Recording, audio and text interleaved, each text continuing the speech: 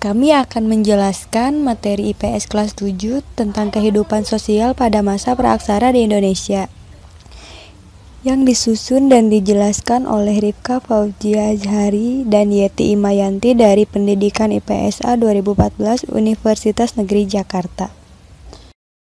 Tujuan pembelajaran untuk mengetahui pengertian masa praaksara, untuk mengetahui zaman-zaman pada manusia purba, untuk mengetahui jenis-jenis manusia purba, untuk mengetahui pembagian zaman kehidupan manusia purba. Yang terakhir, untuk mengetahui sistem kepercayaan manusia purba. Pengertian masa praaksara. Masa praaksara atau biasa disebut masa prasejarah adalah masa kehidupan manusia sebelum mengenal tulisan. Manusia yang diperkirakan hidup pada masa praaksara adalah manusia purba. Zaman-zaman pada masa praaksara. Yang pertama, masa Arkeozoikum. Masa ini berumur kira-kira 3.500 juta tahun. Pada saat itu, bumi belum dingin. Udara masih panas sekali. Kulit bumi masih dalam proses pembentukan. Dan belum ada tanda-tanda kehidupan. Yang kedua, masa Paleozoikum. Umur masa ini diperkirakan 600 juta tahun. Ketika itu sudah mulai tampak tanda-tanda kehidupan. Binatang yang kecil-kecil, mikroorganisme sudah mulai ada. Dan yang ketiga, masa Mesozoikum. Umur masa ini kira-kira 225 juta tahun. Pada saat itu, kehidupan di bumi makin berkembang. Binatang-binatang pada masa ini mencapai bentuk tubuh yang besar sekali. Jenis burung pun sudah mulai ada. Dan yang keempat, masa Neozoikum. Masa ini berlangsung sekitar 70 juta tahun yang lampau. Pada masa inilah keadaan bumi sudah betul-betul baik. Perubahan cuaca tidak begitu drastis walaupun zaman es masih ada. Kehidupan berkembang dengan pesat. Masa ini dibedakan menjadi dua, yaitu zaman tersier dan kuarter. Jenis-jenis manusia purba. Yang pertama, Meganthropus paleozavanicus. Mengapa dinamakan Meganthropus paleozavanicus? Karena Meganthropus berasal dari kata mega yang artinya besar dan anthropus artinya manusia. Lalu paleo yang artinya tua dan java artinya Jawa. Jadi, Meganthropus paleozavanicus berarti manusia besar atau raksasa yang diperkirakan manusia pertama yang hidup di Jawa. Selanjutnya, ada Pithecanthropus erectus. Manusia kera yang ditemukan oleh Eugene Du Bois di Trinil pada tahun 1891. Ciri-ciri manusia purba ini yaitu tinggi badan sekitar 168 sampai 180 cm. Volume otak berkisar antara 750 sampai 1350 cc. Bentuk tubuh dan anggota badan tegap, tetapi tidak setegap Meganthropus. Alat pengunyah dan alat tengkuk sangat kuat. Bentuk rahang besar dengan rahang yang sangat kuat.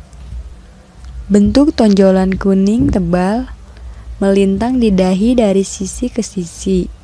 Bentuk hidung tebal dan bagian kepala tampak menonjol.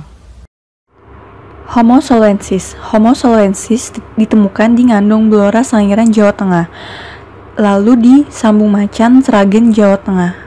Adapun penemunya yaitu Terhar, Oppenurt, dan von Koenigswald. Homo soloensis ditemukan pada tahun 1931 sampai 1933 di lapisan Pleistocene atas. Adapun ciri-cirinya, yang pertama, volume otaknya antara 1000 sampai 1200 cc. Tinggi badan antara 130 sampai 210 cm.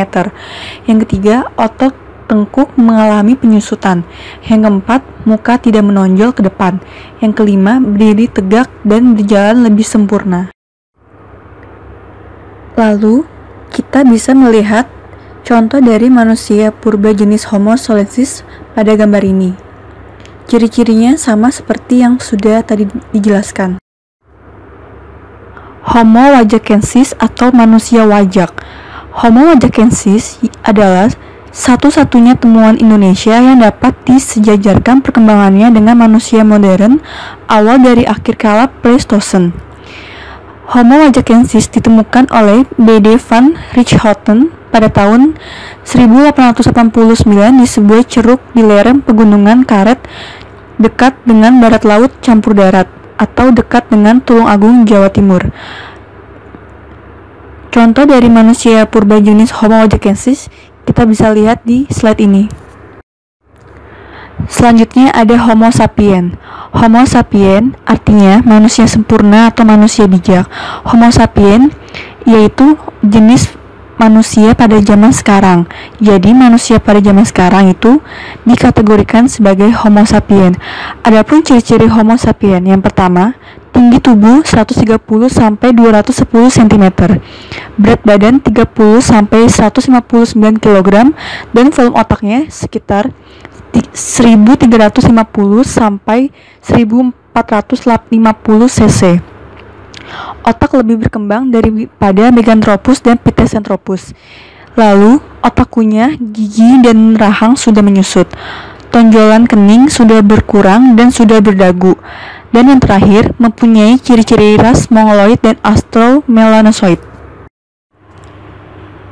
Lalu, ada kehidupan sosial pada masa berburu, bercocok tanam, dan masa perundagian. Kita pertama akan membahas tentang masa berburu dan mengumpulkan makanan. Pada masa ini, masyarakatnya berpindah dari satu tempat ke tempat yang lain atau disebut juga nomaden. Kehidupan seperti ini mengakibatkan pengaturan masyarakat masih teramat sangat sederhana. Adapun poin-poin dari pada masa berburu ini. Yang pertama, pada masa ini masyarakat tersusun menurut kelompok berburu. Tiap kelompok merupakan keluarga kecil dengan pembagian kerja yang jelas. Kaum laki-laki bertugas melakukan pemburuan dan kaum perempuan bertugas mengumpulkan makanan atau food gathering. Kaum perempuan juga bertugas mengurus anak serta memilih tumbuh-tumbuhan untuk diramu. Setelah api ditemukan, perempuan mendapat tambahan tugas, yaitu memelihara api agar tetap menyala. Untuk mendapatkan api pada masa ini, manusia purba menggosokkan kedua batu dan batu itu saling bergesekan agar mengeluarkan api. Lalu yang kedua ada masa bercocok tanam. Pada masa bercocok tanam ini, masyarakat telah menetap dalam perkampungan yang sederhana. Kehidupan menetap memberikan kesempatan bagi mereka untuk menata kehidupan secara teratur.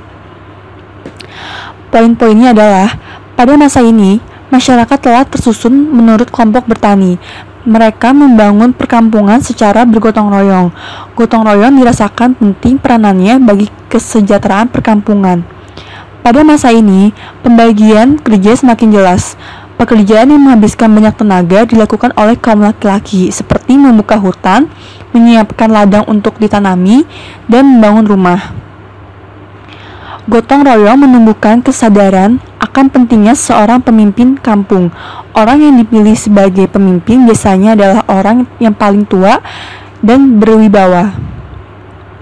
Kehidupan bersama pada masa ini, yaitu perkampungan yang memungkinkan perkembangan bahasa sebagai alat komunikasi menjadi lebih majemuk. Lalu yang ketiga ada masa perundagian. Masa perundagian ini bisa disebut juga masa undagi. Undagi itu berasal dari bahasa Bali yang artinya sekelompok orang yang memiliki keterampilan khusus. Pada masa ini, masa perundagian, setelah tinggal dalam perkampungan yang semakin besar juga teratur.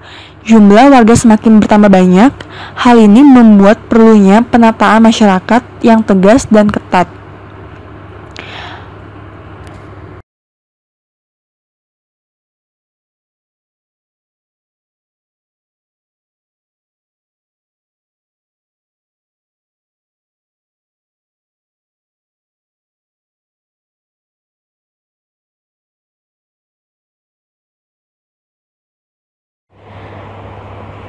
Terima kasih, semoga apa yang sudah kami jelaskan bisa kalian pelajari dan kalian pahami sebagai bekal pelajaran kalian di sekolah.